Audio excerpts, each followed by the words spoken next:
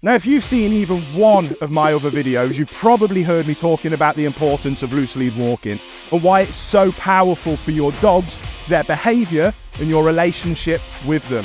So how do you stop your dog from pulling on the lead and your walks being a miserable experience? Well, the good thing is that you don't need competition levels of obedience or agility to be able to achieve the simple act of going for a nice walk with your dog. To me, I break it down into a two-step process. First of all, I build engagement with the dog and help them understand that they need to be looking up to me for guidance and direction as their loving leader. This has an amazing knock-on benefit because for the dog to be able to see me, they can't be in front of me. So usually that drops them into a nice position anyway. Once we've done that, we can work on really fun types of heel training. Again, it doesn't have to be fancy competition levels, but just really helping our dogs understand that this is what I mean when I say heel, and this is where I need you to be, somewhere by my side on a loose lead, so that this walk goes from the chore of our day into the joy of our day. We go for walks more, we go to more fun places, and both you and your dog are happier. A lot of people focus on the lead piece of the equation, the tune-up piece of the equation, the challenging the piece of the equation, but that's only one part of it. We can never forget that we do need to teach our dogs what we do want in the form of a heel command. And how do we go about doing that? Well, it's very straightforward. We take something that the dog enjoys and we start the basic principles of teaching them a heel command. So we break, and I get Cole's attention here, and I lure him, yes, into the heel position. And there are tons of different varieties, but all the principle is that with this piece of food, I'm going to keep him luring in this position. Whenever he stays in this position, good boy, yes, he gets access to the food. And obviously there's loads of different steps to that, but that's the basic principle of luring heel. Just like how we would lure a sit or lure a down, we can lure a dog into a heel position. That's the foundations, and then we build on it from there. The tune-up drill is one of my fundamental pieces of the puzzle. Now, the important thing to remember is that your dog is never trained. Even my own personal role model dog, Uncle Sully, every now and again needs tuning up, and this morning, his loose lead walking wasn't perfect, so I thought I'd bring you along as I tune him up a little bit. We've got loads of distractions that you can see he's interested in, and we're gonna, let's go, work on tuning him up. There, perfect. He wasn't paying attention to me. Now look at the difference. From one little inside tune up, I've already made it infinitely better. Outside tune up, inside tune up.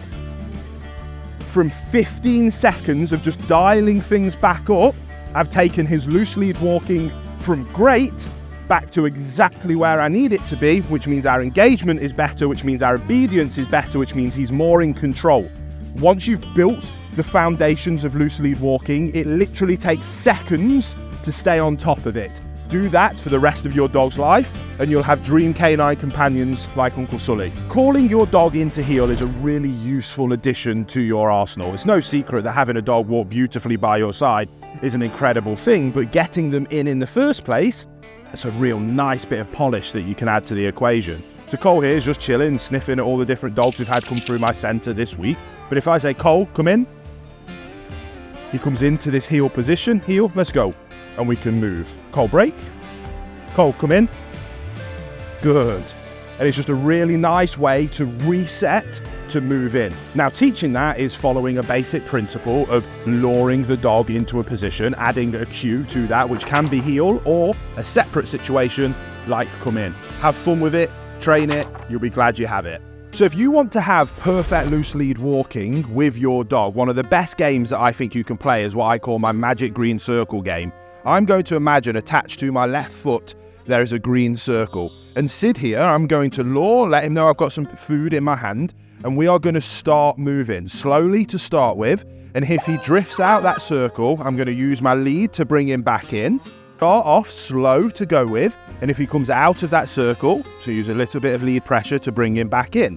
If he stays in the circle and is engaging with me, knowing that I have some food, he's going to get rewarded and access to that food. And we're going to repeat this with different directional changes. So there, a bit sloppy, going to bring him back in. He went out of the green circle. Here, he's staying in the green circle. Staying in it. So they're trying to catch him out a little bit. He's a smart little spaniel. Catching him out is going to be difficult. He came out. Bring him back in. And then when he stays in for a little bit, Yeah, good boy. Then he's going to get rewarded. Ding, ding, ding. And all his job is to stay in that green circle. Now, the lead is the single most important tool that you have at your disposal if you want to have a dog that is under control. And the most important thing that you need to remember is that this lead should always be loose unless you are consciously delivering a piece of communication to your dog for a reason. Now, dogs have what we call oppositional reflex. So do you. If I pushed you, your natural inclination would be to lean back into it. What we want to teach our dogs is some fundamentals of lead pressure that we can teach them to go with the pressure rather than to dig in against it. That allows you to be able to navigate your dog through situations with fractional pieces of pressure.